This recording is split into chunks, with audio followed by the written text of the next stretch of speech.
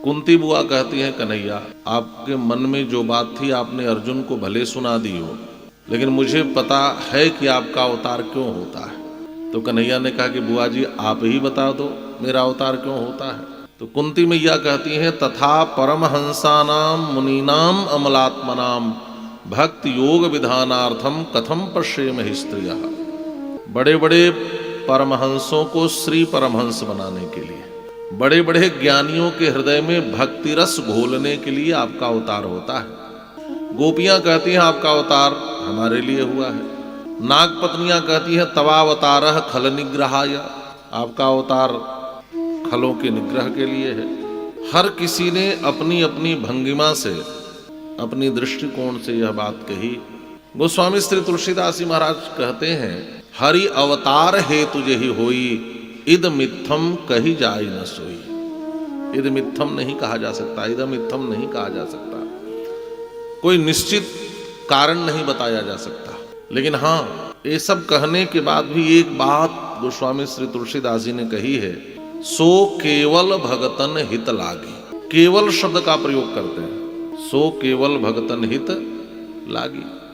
गुरुजी बैठे हैं, हम लोग को पढ़ाते थे कि जब मात्र और केवल शब्द का प्रयोग किया जाए तो इतर योग विवच्छेद होता है। कोई भोजन करने बैठे और कोई पूड़ी परोस रहा हो, कहे पूड़ी पूड़ी पूड़ी, तो आप कहें दे दो पूड़ी, तो देने वाला एक भी दे सकता है, दो भी दे सकता है, तीन भी दे सकता है, चार भी दे सकता है। लेकिन आप कह दें केवल दो पूड़ी दो या मात्र दो पूड़ी दो, तो एक निश्चित संख्या का बोध हो जाता है। मात्र दो पूड़ी का तात्पर्य है न दो से अधिक न दो से कम। केवल और मात्र शब्द का प्रयोग कर दिया जाए तो गोस्वामी पाद भी कहते हैं, सो केवल भगतन हित लागे। माने भगवान का अवतार तो भक्तों के लिए ही होता है, भक्तों के लिए ही भगवान आते हैं। ज्ञानियों को गोस्वामी पाद समर्थ कहते हैं और भक्तों को असमर्थ कहते हैं। भगवान कहते हैं जो ज्ञानी हैं वो मेरे बड़े बेटे की तरह हैं और जो भक्त है वो मेरे छोटे बेटे की तरह है। छोटे बेटे की तरह। मोरे प्रौढ़ तनय सम ज्ञानी और बालक सुतमम दास अमानी। जो भक्त है वो नन्हे बालक की तरह है और जो ज्ञानी है वो बड़े बालक की तरह है ना। एक बार मानस का एक बड़ा सुंदर प्रसंग है कि जब सीता जी का हरण कर लिया रावण ने और राम जी रो रहे हैं, बिलख रहे हैं, बिसूर रहे हैं, और एक जगह बैठे उसी समय नारद जी का आगमन हुआ और नारद जी ने कहा कि एक बात बताओ प्रभु, मैं विवाह करना चाहता था तो आपने विवाह नहीं करने दिया, और भगवान शिव विवाह नहीं करना चाहते थे तो आपने करा दिया। अब बिनती मम सुनो शिव जो मोह पर निज नेह, और जाय विवाह शैल जही यह मोहि मांगे देहु। तो मैं करना चाहता था, आपने करने नहीं दिया, और जो नहीं करना चाहता था उसका आपने कराया। और यदि मेरा हो जाने दिया होता तो मैं शाप ही नहीं दिया होता, और मैं शाप नहीं दिया होता तो आज आपको रोना ही नहीं पड़ता। नारद जी ने ही तो शाप दिया कि जैसे आज मैं रो रहा हूं एक दिन आपको भी रोना पड़ेगा। और कपि आकृति तुम कीन हमारी, इसलिए करी ही कीस सहाय तुम्हारी। मेरा बंदर का मुंह बना दिया, इसलिए एक दिन बंदर ही आपकी सहायता करेंगे। तो अच्छा, ये अवसर उचित नहीं है। उचित है क्या किसी के जीवन में दुख हो, कोई रो रहा और उस समय आप जाकर के ऐसी बात कहें कि मेरा विवाह क्यों नहीं होने दिया। तो ये भी प्रसंग बड़ा विचित्र है अरण्य कांड का, मानस में। तो राम जी ने बड़ी सुंदर बात की। उन्होंने कहा कि देखो बेटा जब घर में बड़ा हो जाए, वह न भी विवाह करना चाहे तो माता पिता चिंतित होकर के उसका विवाह कराते हैं कि नहीं। और बालक बहुत छोटा हो, कितना भी जिद करे, नन्हा सा बालक यदि जिद करे तो माता पिता उसका विवाह कराते हैं क्या। नारद जी ने कहा प्रभु आपने कैसे निर्णय कर लिया कि शंकर जी बड़े हैं और मैं छोटा हूं, है ना। भागवत में सृष्टि का क्रम देखें, अच्छी बात है कि रुद्र पहले प्रकट हुए, मैं बाद में प्रकट हुआ, लेकिन है तो सब ब्रह्मा से ही। ब्रह्मा जी के भौं से रुद्र प्रकट हुए और उत्संगात नारदोगे, यह जंघे से नारद जी पैदा हुए। तो वो बड़े कैसे, मैं छोटा कैसे? तो भगवान कहते हैं देखो, मैं तभी समझ गया कि नारद मेरा छोटा बेटा है, बालक है अभी नारद। कैसे समझ गया? जब छोटे बच्चों से पूछो कि ब्याह करोगे, तो कहेगा हाँ करूंगा। किससे करोगे? तो माँ की उंगली पकड़े कहता इसी से करूंगा। छोटे बालक, उनको पता ही नहीं विवाह क्या होता है। तो जब तुमने कहा कि मैं इसी से विवाह करूंगा, माया से विवाह करूंगा, विश्व मोहिनी कौन थी? भगवान की माया थी, और माया भगवान की पत्नी है, इसलिए तो भगवान को मायापति कहा जाता है। और जब तुमने माया से विवाह करने की जिद करी, तभी मैं समझ गया मेरा नारद अभी बालक है। मोरे प्रौढ़ तनय सम ज्ञानी, और बालक सुतमम दास अमानी। तो भगवान कहते हैं ज्ञानी समर्थ होते हैं और भक्त असमर्थ होते हैं। ज्ञानी ज्ञान का आश्रय लेकर स्वयं को इतना ऊंचा उठाते हैं कि वह परमात्मा तक स्वयं को पहुंचा लेते हैं। लेकिन भक्त कहते हैं प्रभु हम तो असमर्थ हैं। जैसे आपके घर में छत है और कोई छत पर हो, कोई ऊपर छत पर बैठा और उससे आपको मिलना है, तो दो ही स्थिति हो सकती है। या तो आप सीढ़ियां चढ़कर स्वयं छत पर चले जाइए, या जो छत पर बैठा है वह उतर करके नीचे आ जाए। दो ही स्थिति में मिलना हो सकता है। तो जो सीढ़ियां चढ़कर छत पर चला जाए वह समर्थ है। लेकिन घर में जो बच्चे होते हैं छोटे, वो चढ़ नहीं पाते, असमर्थ होते हैं। तो जो समर्थ है वह ज्ञानी है, और जो असमर्थ है वह बालक है। तो मिलना कैसे हो? का जो समर्थ है वो तो सीढ़ियां चढ़कर छत पर चले जाते हैं, तो असमर्थ जो नन्हे बालक होते हैं वो कहते हैं आप ही जरा ऊपर से नीचे उतर के आ जाओ तो हम भी आपसे मिल ले। तो भगवान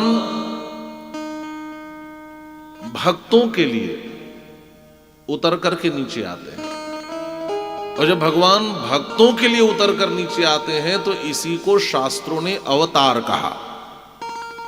अवतार शब्द का अर्थ होता है अवतरतीति अवतारः, उतरने को अवतार कहते हैं, उतरना। तो भगवान उतर करके आते हैं। अब आप भी सोच रहे होंगे भगवान के लिए तो यह भी बात कही जाती है ईशावास्यमिदं सर्वम यत्किंच जगत्याम जगत, या यह भी बात कही जाती है हरि व्यापक सर्वत्र समाना। भगवान तो हर जगह उपस्थित है, हर कण में उपस्थित है। तो भगवान उतरते कहां से हैं? देखो भगवान त्रिपाद विभूति में रहते हैं, वैकुंठ, गोलोक और साकेत।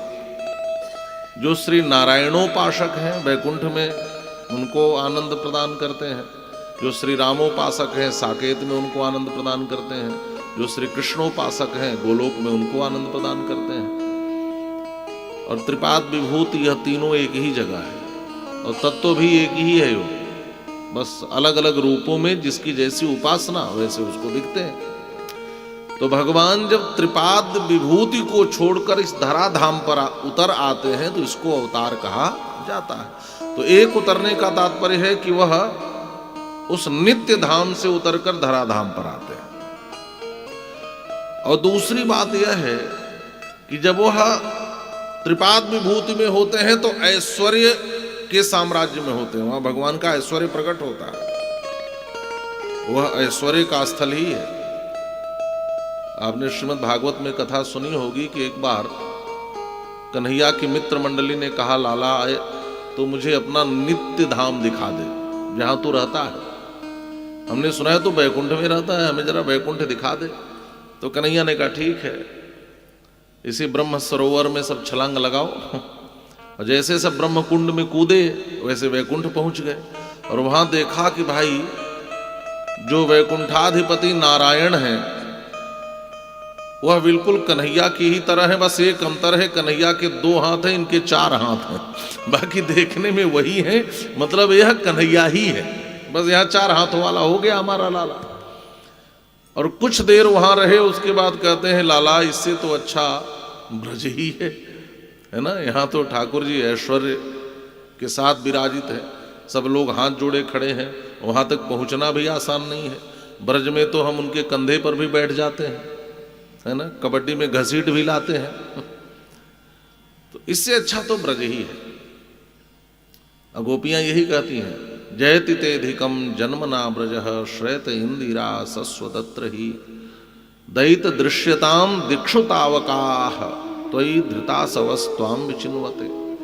ब्रजम जयति, ब्रज जीत गया। अच्छा, ब्रज का झगड़ा किसके साथ चल रहा था कि जीत गया? का जो नित्य धाम है वैकुंठात, उनसे झगड़ा चल रहा था। ब्रजम जयति ते जन्मना अधिकम जयति। और जिस दिन आपने वैकुंठ छोड़कर ब्रज में आने का निर्णय ले लिया, उसी दिन आपने ब्रज को जिता दिया, गोपियां कहती हैं। और गोपियों ने कहा, कन्हैया बोलिए बाल कृष्ण लाल की। श्री कृष्णचंद्र रात भर जगे हैं क्या? नहीं, ये विष्णु स्वामी है ना, सो रहे हैं, विवाह में थे। अच्छा, बोलिए श्री सीतारामचंद्र भगवान की जय हो। तो कोई बात नहीं, इसी समय प्रतिष्ठा का भी मुहूर्त है, परीक्षा का भी मुहूर्त है और विवाह का भी मुहूर्त है। तो सारे कार्यक्रम इसी में चल भी रहे हैं। तो निवेदन कर रहा था कि भगवान उतर करके जब आते हैं नित्य धाम से, तो इसको अवतार कहा जाता है। उतरने को ही अवतार कहते हैं। अच्छा, केवल उतरने को ही अवतार मान लें तो बकरी भी कोई पहाड़ से उतरे तो हम कहेंगे बकरी का अवतार हो रहा है, हम ऐसा कह सकते हैं?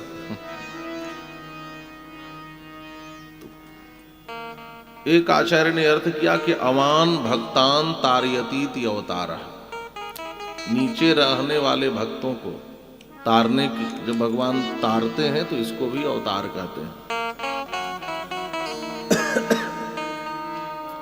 भगवान श्री राम के रूप में अवतार लेकर के आए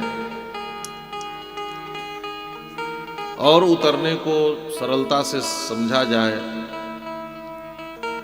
तो उस निर्गुण का सगुण होना, उस अंतरंग का बहिरंग होना, उस कालातीत का कालगत होना,